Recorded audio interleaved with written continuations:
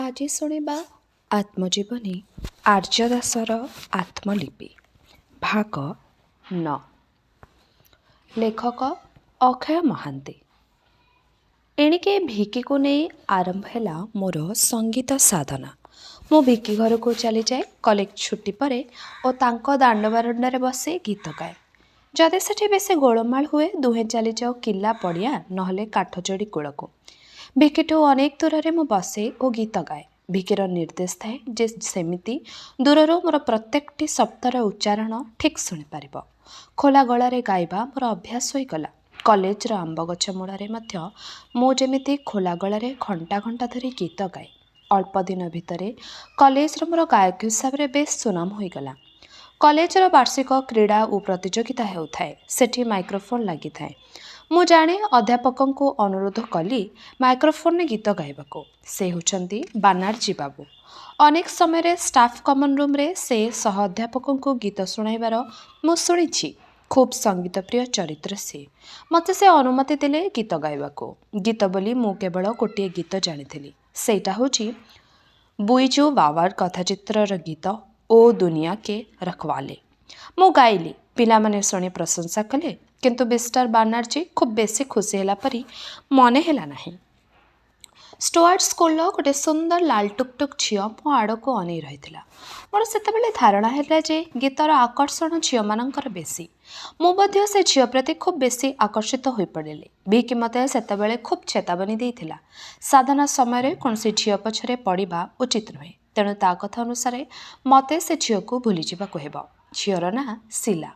ବୋଧହୁଏ ସେ ନବମ ଷ୍ଟାଣ୍ଡାର୍ଡ଼ରେ ପଢ଼ୁଥିଲା। ଦେଖିବାକୁ କଣ୍ଢେଇଟିଏ ପରି। ମୁଁ ଆମ୍ବ ଗଛ ମୂଳେ ବସି ଗାଇଲା ବେଳେ ସେ ଆସି ଅଳ୍ପ ଦୂରରେ ଛିଡ଼ା ହୁଏ। ମୋ କଣ୍ଠ ସେତେବେଳକୁ ଆହୁରି ଘୋରିଯାଏ। ଏ ପ୍ରାୟ ଦୈନନ୍ଦିନ ବ୍ୟବହାର ହୋଇଗଲା। ଭିକି ବେଶୀ ବ୍ୟସ୍ତ ହୋଇପଡ଼ିଲା। ସେ ବୋଧେ ଭାବିଲା ଏ ଝିଅଟା ପାଇଁ ମୋର ଉନ୍ନତି ଅସମ୍ଭବ। କିନ୍ତୁ ଝିଅକୁ ତ କିଛି କହିହେବ ନାହିଁ। କେବଳ ମୋତେ ଚେତାବନୀ ପରେ ଚେତାବନୀ ଦେଇ ଚାଲିଥାଏ। ମୁଁ ଯଦି ସେ ଶିଲା ଆଡ଼କୁ ଅନାଏ ଭିକି ବିରକ୍ତ ହୁଏ। ଏପରିକି ଦିନେ ସେ ଝିଅକୁ ଭିକି ଗାଳି ଦେଲା। ଶିଲା କିଛି ନ କହି ଚୁପଚାପ ଚାଲିଗଲା। କିନ୍ତୁ ଯେଉଁଦିନ ଭିକି ମୋ ପାଖରେ ନଥାଏ ସେ ଅଦୂରରେ ଛିଡ଼ା ହୋଇ ମୋ ଗୀତ ଶୁଣେ। ଧୀରେ ଧୀରେ ସେ ମୋ ସ୍ୱପ୍ନ ସୁନ୍ଦରୀ ହୋଇ ଉଠିଲା। କିନ୍ତୁ ଭୟରେ ମୁଁ ତା ସହିତ କଥାବାର୍ତ୍ତା କରିପାରେ ନା। ଯେହେତୁ ତା ବାପା ଜଣେ ମିଲିଟାରୀ ଅଫିସର, ପୁଣି ସେମାନେ ଖ୍ରୀଷ୍ଟିଆନ। ସେ ଦୂରରେ ରହି ଚାହିଁବା ଛଡ଼ା ମୋର କୌଣସି ଉପାୟ ନଥିଲା। କହିବାକୁ ଗଲେ ମୁଁ ଥିଲି ଗୋଟେ ତୃଷାର୍ତ୍ତ ଚାତକ, ଯିଏ ଦିନରାତି ଆକାଶକୁ ଅନେଇ ବସିଥାଏ କେତେବେଳେ ବିନ୍ଦୁଏ ଜଳ ପଡ଼ିବ ଓ ତାକୁ ପିଇବ। ଯାହା ହେଉ, ଗୀତ ଗାଇବାର ପ୍ରଥମ ସ୍ତରରେ ମୁଁ ଅନୁଭବ କରିପାରିଲି ଯେ ଗୀତ ଝିଅମାନଙ୍କୁ ଆକର୍ଷିତ କରିପାରେ। ଯଦି ଶିଲା ପରି ସୁନ୍ଦରୀ ଝିଅ ଗୀତ ଶୁଣିବାକୁ ଆଗ୍ରହୀ, ତେବେ ଅନ୍ୟ ଝିଅମାନେ କାହିଁକି ଆଗ୍ରହୀ ହେବେ ନାହିଁ? ମୋର ଅଭିଯାନ ଶୁରୁ ହୋଇଗଲା କେମିତି ପୁଅ ଝିଅଙ୍କୁ ମୋ ଗୀତ ଶୁଣାଇ ଆଟ୍ରାକ୍ଟ କରାଇବି।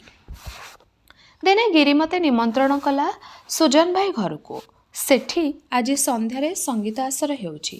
ସହରର ବଡ଼ ବଡ଼ ଗାୟକ ଆସିଛନ୍ତି। ମୁଁ ଭିକିକୁ କହିଲି, ଭିକି, ସୁଜନ ଭାଇର ବଡ଼ ଭାଇ ବିଜନ ଭାଇକୁ ଚିହ୍ନିଥିଲା।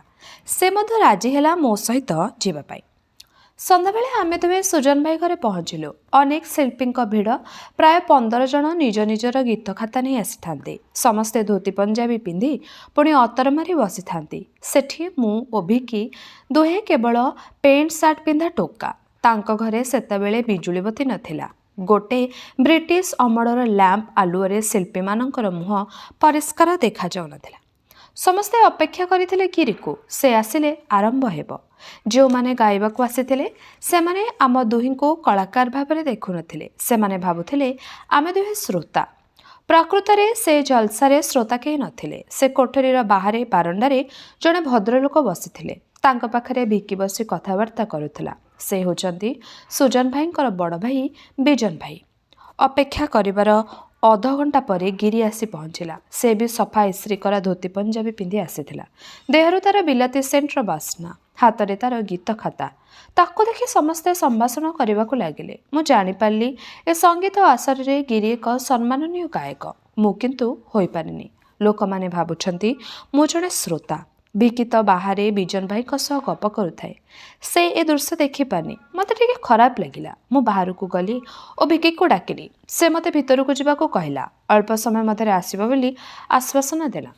ଗୀତ ଆରମ୍ଭ ହୋଇଗଲା। ସମସ୍ତେ ଗୋଟିଏ ପରେ ଗୋଟିଏ ହିନ୍ଦୀ ଚଳଚ୍ଚିତ୍ରର ଗୀତ ଗାଉଥାନ୍ତି। ଖାଲି ବାଭା ଦିଗ୍ବଣିତ ହୋଇଗଲା। ମୋର ଗାଇବାକୁ ସାହସ ହେଉନଥାଏ। ଠିକ୍ ଏହି ସମୟରେ ଭିକି ଘର ଭିତରକୁ ପଶି ମୋ ପାଖରେ ବସି ପଡ଼ିଲା। ଏଥର ମୋ ପାଳି। ଯେତେବେଳେ ଆସରକୁ ଆସିଛି ଗାଇବାକୁ ପଡ଼ିବ। ମୋ ନାଁ ଧରି ସୁଜନ ଭାଇ ଡାକିଲା ପରେ ଅନ୍ୟ ଶିଳ୍ପୀ ସବୁ ମୋତେ ଆଶ୍ଚର୍ଯ୍ୟ ହୋଇ ଅନେଇଲେ। ମୁଁ ଥରି ଥରି ହାରମୋନିୟମ ପାଖକୁ ଗଲି ଓ ମୋର ଏକମାତ୍ର ହିନ୍ଦୀ ଚଳଚ୍ଚିତ୍ର ଗୀତଟି ଗାଇଲି। ଗାଇ ସାରିବା ପରେ ମୁଁ ହତାଶ। କେହି ହେଲେ ବାହାବା ଦେଉନାହାନ୍ତି। ସେ ମେହଫିଲରେ ଗିରି ମୋତେ କହିଲା, ଏଡ଼ିକି ଟିକେ ଗଳା ନେଇ ତୁମେ କ'ଣ ଗାଇବ? ବରଂ ତୁମେ ଗୀତ ଗାଇବା ଛାଡ଼ିଦିଅ। ମୁଁ ଅପଦସ୍ଥ ହୋଇ ବାହାରକୁ ଚାଲି ଆସିଲି। ସେ ମୁହୂର୍ତ୍ତ ରହିବାକୁ ମୋର ଇଚ୍ଛା ନଥିଲା। ଆସର ପରେ ଖାଇବାର ବନ୍ଦୋବସ୍ତ ଥିଲା। ଗିରି ମୋତେ ଅନୁରୋଧ କଲା ଯିବା ପାଇଁ। ମୁଁ ରାଜି ହେଲିନି। ମୋ ପଛେ ପଛେ ଭିକି ମଧ୍ୟ ଆସିଲା। ସେ ବି ଦୁଃଖିତ ଥିଲା। ମୋତେ ଖାଲି ସାନ୍ତ୍ୱନା ଦେବା ପାଇଁ କାନ୍ଧ ଥାପୁଡ଼ାଇ ଥାଏ। ବାହାର ବାରଣ୍ଡାରେ ବସିଥିଲେ ବିଜନ ଭାଇ। ସେ ଡାକିଲେ, ଏଇ ପିଲା ଏଠିକି ଆ। ମୁଁ ଗଲି ତାଙ୍କ ପାଖକୁ। ତୋ ନାଁ କ'ଣ? ଆର୍ଯ୍ୟ। ଗୀତ ନୂଆ ଆରମ୍ଭ କରୁଛୁ? ହଁ। ଗୀତ ଗାଇବାକୁ ତୋର ଇଚ୍ଛା? ହଁ ଯେ, କିନ୍ତୁ ଏମାନେ ସମସ୍ତେ କହୁଛନ୍ତି ମୋର କୁଆଡ଼େ ଗୀତ ହେବନି। ତାହେଲେ ତୋ ଦ୍ୱାରା କ'ଣ ହେବ ବୋଲି ସେମାନେ କହୁଛନ୍ତି? ତା ତ କହିନାହାନ୍ତି। ସେମାନେ ବଡ଼ ବଡ଼ ଗାୟକ। ମୁଁ ଏବେକାର ନୂଆ। ସେ କଥା ଛାଡ଼, ତୁ ବର୍ତ୍ତମାନ ଗାୟକ ହେବାକୁ ଚାହୁଁଛୁ କି? ହଁ ତ। ତେବେ ମୋ କଥା ମାନିବୁ? ମାନିବି। ତେବେ ଆଜିଠୁ ଏ ଘରକୁ ଆସରକୁ ଆଉ ଆସିବୁନୁ। ଏମାନେ ତୋତେ ଗାୟକ କରାଇ ଦେବେନି। କାହିଁକି? ମୁଁ କ'ଣ ତାଙ୍କର କ୍ଷତି କରୁଛି? ତୁ କ୍ଷତି କରୁନୁ। ସେମାନେ ଭାବୁଛନ୍ତି ଯେ ତୁ ଯଦି ଆଗେଇ ଚାଲିଯାଉ, ତୁ ଯଦି ଗାୟକ ହିସାବରେ ଉପରକୁ ଉଠିଯାଉ, ତାଙ୍କୁ କେହି ପଚାରିବେନି। ମୁଁ କ'ଣ ଉଠି ପାରିବି? ନିଶ୍ଚୟ। ସେଠି ମୋ ଭାଇ ବସିଛି। ସେ ବି ଗୀତ ଗାଇଲା। ତୁ ବି ଗୀତ ଗାଇଲୁ। ମୁଁ ବାହାରେ ବସି ଶୁଣୁଥିଲି। ମୁଁ ଗୀତ ଗାଏନା, କିନ୍ତୁ ଶୁଣେ। ମୋର ମନେ ହେଲା ସୁଜନ ଆଉ ଗିରିଠାରୁ ତୁ ଯଥେଷ୍ଟ ଭଲ ଗୀତ ଗାଉଛୁ। ତେଣୁ ତୁ ଏଠିକି ଆସିବୁନୁ। ଯଦି ଭବିଷ୍ୟତରେ ଗୋଟେ ଗାୟକ ହେଉ, ତେବେ ମୋ କଥା ମନେ ପକାଇବୁ। ଏତିକି କହି ସେ ଭିତରକୁ ଚାଲିଗଲେ। ଭିକି ମୋ କାନ୍ଧ ଥାପୁଡ଼େଇ ମୋତେ ବାହାରକୁ ନେଇ ଆସିଲା। ତା ସାଇକେଲ ଆଗରେ ବସି ମୁଁ ଘରକୁ ଫେରି ଆସିଲି। ସେଦିନ ରାତିରେ ମୋତେ ନିଦ ହେଲାନି। ଅପମାନର ଜ୍ୱାଳ ସହିବା ବହୁତ କଷ୍ଟ। ପୁଣି ମନେ ମନେ ଭାବିଲି, ଗୀତ ନ ଗାଇଲେ କ'ଣ ହେବ? ମୁଁ ତ ଭଲ ପଢ଼ୁନଥିଲି ବୋଲି 10 ଜଣେ ହେବା ପାଇଁ ଗୀତ ଗାଇବାକୁ ଚାହିଁଥିଲି। ଗୀତ ନ ଗାଇ ଖେଳା ଖେଳିଲେ ମନ ଦେଲେ ହେବ। ସେଇ ଦିନଠୁ ମୁଁ ଗୀତ ପ୍ରାୟ ଛାଡ଼ିଦେଲି ଓ ଖେଳାଖେଳିରେ ମନ ଦେଲି। କିନ୍ତୁ ଯେତେବେଳେ କଲେଜରେ ସେ ଆମ୍ବ ଗଛ ମୂଳେ ଏକା ବସେ, ସେତେବେଳେ ଗୀତ ଗାଇବାକୁ ଖୁବ୍ ଇଚ୍ଛା ହୁଏ। ବିଶେଷ କରି ଶିଲା ଯେତେବେଳେ ଆସି ଖଣ୍ଡେ ଦୂରରେ ଛିଡ଼ା ହୁଏ ମୋ ଗୀତ ଶୁଣିବା ପାଇଁ, ସେବେ ମୁଁ ଗାଇବାକୁ ଇଚ୍ଛା କରେ, କିନ୍ତୁ ଗାଏନା। ମୋ ମନର ଦୃଢ଼ ସଂକଳ୍ପ ଥିଲା, ମୋତେ ମଣିଷ ହେବାକୁ ପଡ଼ିବ। କଥାରେ କହନ୍ତି, କୋଟି କରେ ଗୋଟିଏ। ମୁଁ କ'ଣ ସେମିତି ଗୋଟିଏ ହୋଇପାରିବିନି? ତାପରେ ମୁଁ କଲେଜ ପଡ଼ିଆରେ ଫୁଟବଲ, ହକି ଇତ୍ୟାଦି ଖେଳେ। ସେ ଶିଲା ପଡ଼ିଆ ପାଖରେ ଛିଡ଼ା ହୋଇ ମୋ ଖେଳ ଦେଖୁଥାଏ। ମୋତେ ଲାଗେ ସେ ମୋ ଖେଳ ଦେଖିବାକୁ ଆଗ୍ରହୀ ନୁହେଁ, ବରଂ ମୋ ଗୀତ ଶୁଣିବାକୁ ଆଗ୍ରହୀ। ସେଦିନର ଅପମାନ ପରେ ଆଉ ଗୀତ ଗାଇବିନି ବୋଲି ଠିକ୍ କରିଥିଲି। ଭିକି କିନ୍ତୁ ଛାଡ଼ିବା ଲୋକ ନୁହେଁ। ସେ ବାରମ୍ବାର ମୋତେ ମନେ ପକାଇ ଦେଉଥାଏ ଯେ ଅନେକ ଦିନ ଆମେ ମହାନଦୀ କି କାଠଯୋଡ଼ି କୂଳକୁ ଗୀତ ଗାଇବାକୁ ଯାଇନୁ। ମୁଁ କହେ ଯେ ଉପରଓଳି ଖେଳି ଖେଳି ମୁଁ ବହୁତ ହାଲିଆ ହୋଇପଡ଼ିଛି, ତେଣୁ ମୋ ପକ୍ଷରେ ଗୀତ ଗାଇବା ହେଉନି।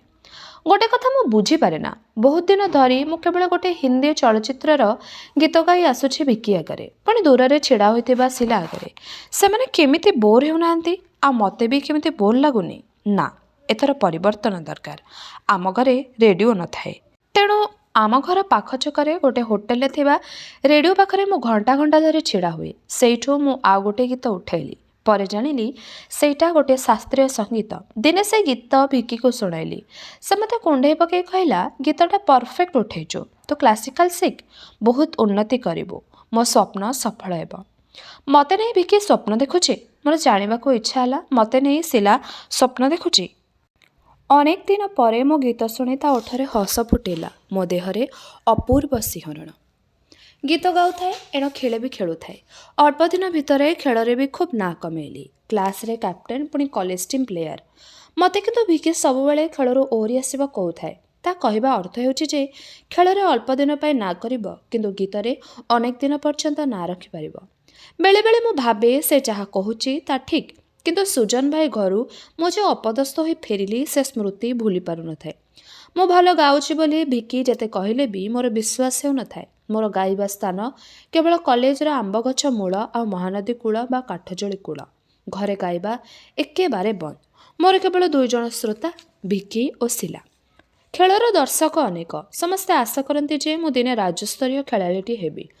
ସେଥିରେ ବି ଦୁଃଖ ନାହିଁ। ଯଦି 10,000 ଲୋକ ମୋତେ ଚିହ୍ନିପାରିଲେ, ହେଇ ଆର୍ଯ୍ୟ ଦାସ ଯାଉଛି କହିଲେ, ତେବେ ତ ମୋ ମନ ତ ଶାନ୍ତି। ଗୀତ ଗାଇବେ କାହିଁକି? ଦୁଇ ନାଁରେ ଗୋଡ଼ ଦେଇ ଏମିତି ଚାଲିଥାଏ। ଦିନେ କଲେଜ ହଷ୍ଟେଲ ଆଗ ଦେଇ ଯାଉଥାଏ। ମିଷ୍ଟର ବାନାର୍ଜୀ ହଷ୍ଟେଲ ସୁପରିଟେଣ୍ଡେଣ୍ଟ ଥାନ୍ତି। ସେ ବାହାରେ ଛିଡ଼ା ହୋଇଥିଲେ। ମୋତେ ଦେଖି ପାଖକୁ ଡାକିଲେ ଓ ତାଙ୍କ ରୁମ୍କୁ ନେଇଗଲେ। ମିଷ୍ଟର ବାନାର୍ଜୀ ଅବିବାହିତ ଯଦିଓ ତାଙ୍କୁ ବେଶ ହୋଇଯାଇଥିଲା।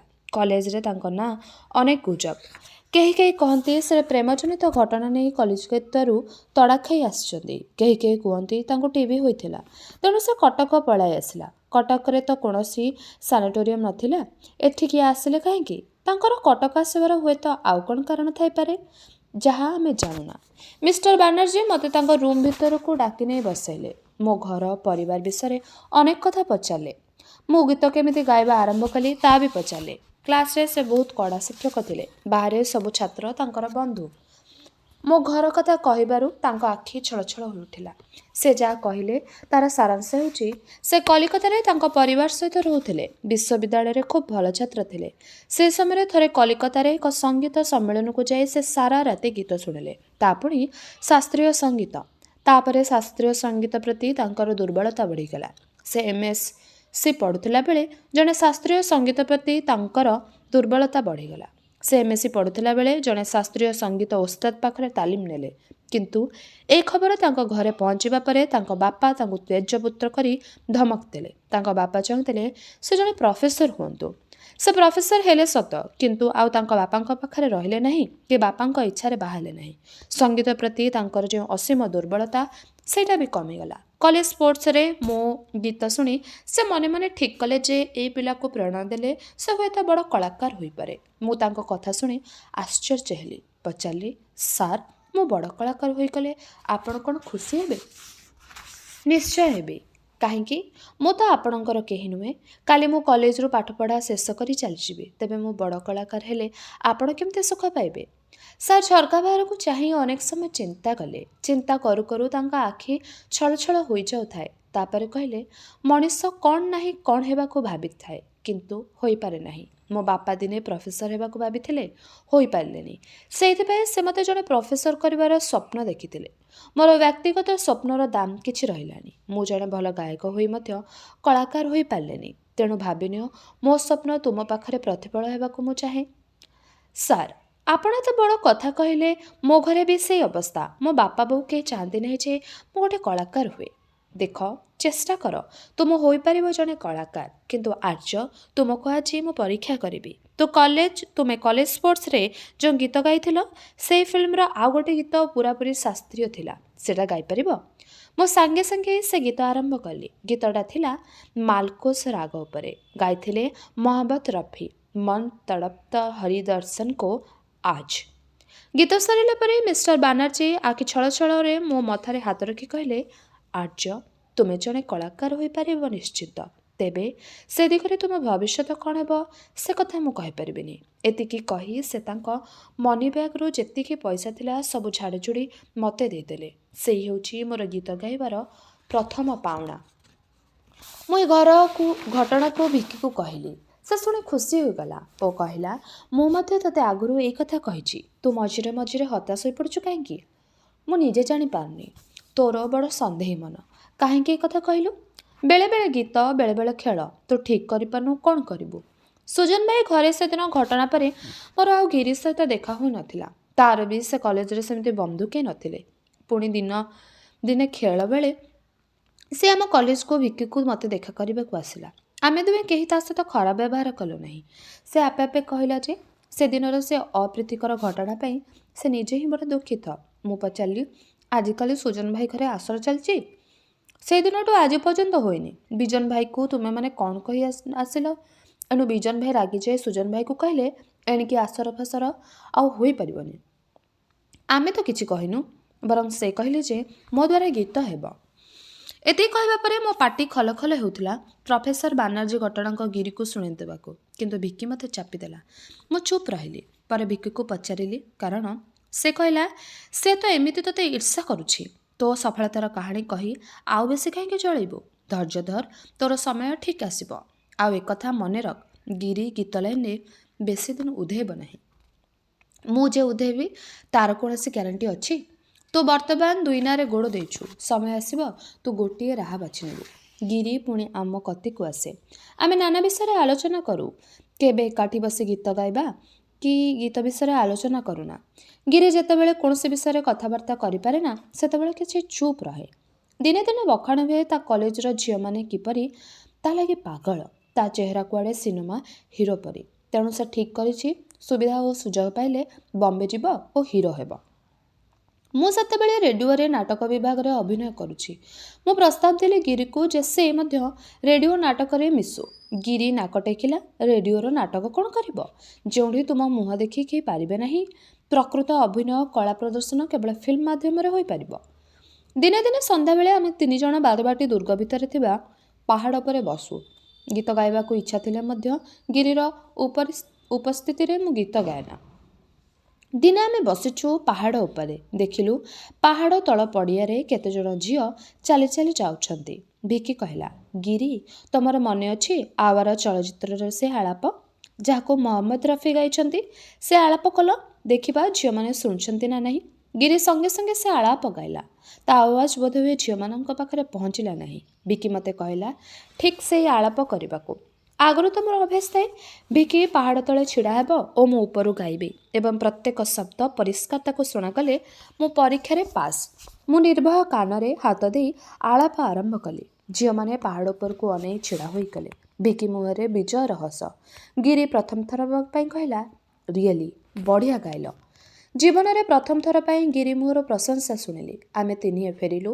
ଶୀତଦିନ। ସନ୍ଧ୍ୟା ଚଞ୍ଚଳ ହୋଇ ଆସୁଥାଏ। କଟକ ଚଣ୍ଡୀ ଛକ ପାଖରୁ 3 ଜଣ 3 ଦିଗକୁ ଯିବୁ। ଛକରେ ଆଲୋଚନା ସରିବା ପରେ ସେଦିନ ଗିରି କହିଲା, ଚାଲ ଅଭିନୟ କରିବା। ଷ୍ଟେଜ୍ ନାହିଁ, ସିନ୍ ନାହିଁ, ପୁଣି ନାଟକ ଜଣା ନାହିଁ। କେମିତି ଅଭିନୟ କରିବା?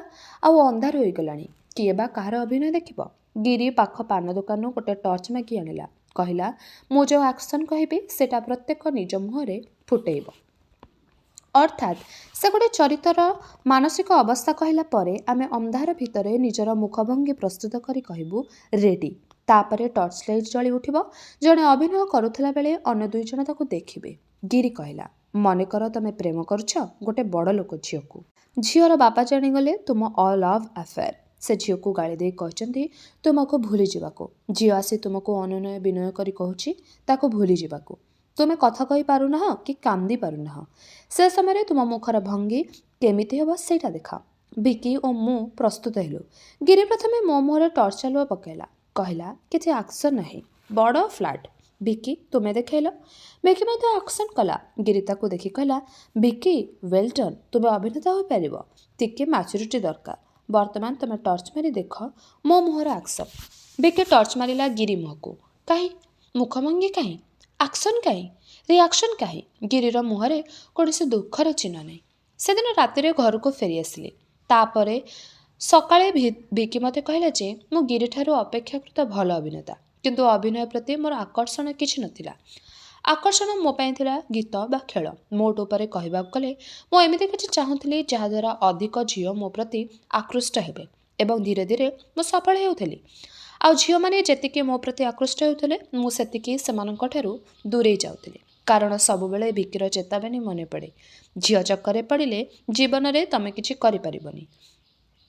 ସେଇ ବର୍ଷ ଶିଲା ମଧ୍ୟ ସ୍କୁଲ ଛାଡ଼ି ଚାଲିଗଲା। ଯେହେତୁ ତା ବାପାଙ୍କର ବଦଳି ହୋଇଗଲା, ଅନ୍ୟ କୌଣସି ଝିଅକୁ ଚାହିଁବାର ମୋର ଇଚ୍ଛା ହେଲାନି। ମନଟା ବି ସେଇଆ। କିଛି ଦିନ ନିଶା, ଆଉ କିଛି ଦିନ ହ୍ୟାଙ୍ଗଓଭର। ତେବେ ଏହିଠାରେ ଶେଷ ହେଲା ଆର୍ଯ୍ୟ ଦାସର ଆତ୍ମଲିପିର ଏହି ଭାଗଟି। ଆଗାମୀ ଅଧ୍ୟାୟରେ ଏହି ଆତ୍ମଜୀବନୀଟିର ବାକି ଅଂଶଗୁଡ଼ିକୁ ଆମେ ଶୁଣିବା। ରହିଲି, ନମସ୍କାର।